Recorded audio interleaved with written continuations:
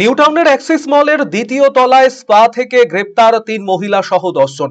দীর্ঘদিন ধরে Axis multi complex New Town spa সেন্টারের আড়ালে চলত দেহ ব্যবসা। নিউটাউনে মাল্টি কমপ্লেক্স জুড়ে চলছিল এই দেহ ব্যবসা। গোপন সূত্রে পাওয়া খবরের ভিত্তিতে বিধাননগর কমিশনারেটের গোয়েন্দা শাখার পুলিশ তল্লাশি অভিযান চালিয়ে ১৭ জন মহিলা এবং ৭ জন পুরুষকে আটক করে। এদের মধ্যে স্পা চালানোর অপরাধে ৩ জন মহিলা এবং ৭ গ্রাহককে গ্রেপ্তার করে পুলিশ।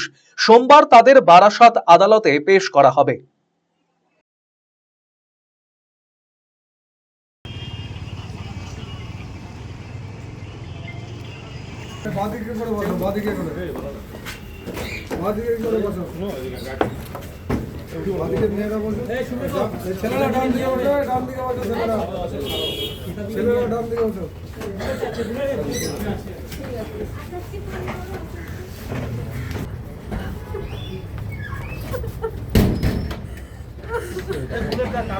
বুলেট